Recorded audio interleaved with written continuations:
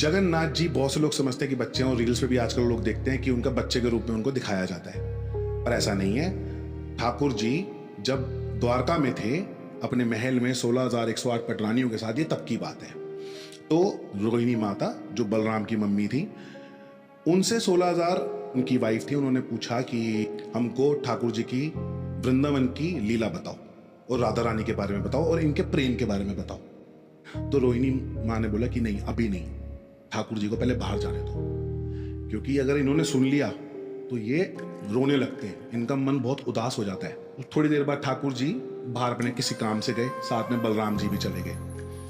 अब रोहिणी माता ने बोला कि ठीक है, मैं कथा बताती हूँ, और जो सुभद्रा जी थी, सुभद्रा जी को बोलते कि आप बाहर जाके खड़े हो जाओ, चेक करना कि जब ठाकुर जी आने तो बता देना, मैं कथा रोक दूंगी।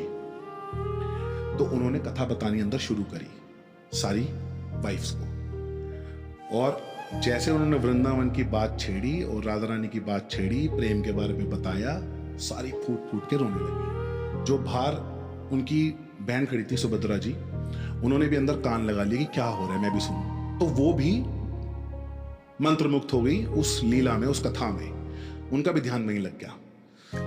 इतने में ठाकुर जी और बलराम जी आ गए। ठाकुर जी ने जब कान लगा सुना कि क्या सुन रही है, तो जैसे उन्होंने सुना तो उनको अपनी सारी पुरानी यादें आ गई, और वो विरह में, वो प्यार में वो पिघलने लग गए। कहते हैं कि जो हम इंसान लोग जितना प्यार कर सकते हैं, जो हमारा अंत है प्यार, उसकी सिर्फ एक सीमा है, मतलब परसेंटेज के हिसाब से 1 या 2% हम प्यार कर पाते हैं।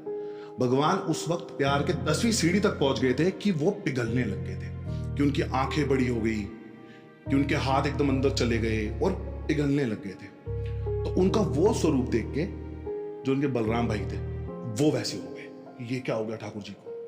और जब सुभद्रा जी ने देखा कि ये दोनों भाइयों को क्या हो गया, तो वो भी वैसे हो गई। स्वर्ग में सब देख रहे थे कि क्या लीला चल रही है, तो नारद मुनि जी को बुलाया कि इस लीला को जाके रोकिए, वरना धरती पानी पानी हो जाएगी, खत्म हो जाएगी, जाके रोकिए इस लीला को। तो फटाफट से आते नारद जी अंदर जाते हैं, रोहिणी माता के पांव में पड़ते हैं कि बस करो, इसका ठाकुर रोक दो यहीं पे, बाहर ठाकुर जी की आगे हालत देखो।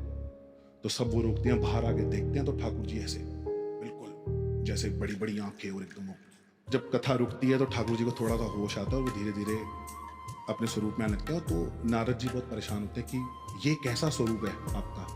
तो ठाकुर जी बोलते हैं ये प्यार का स्वरूप है, जो कि कल युग में इसकी बहुत मान्यता होगी और लोग इसको प्यार के स्वरूप में मानेंगे।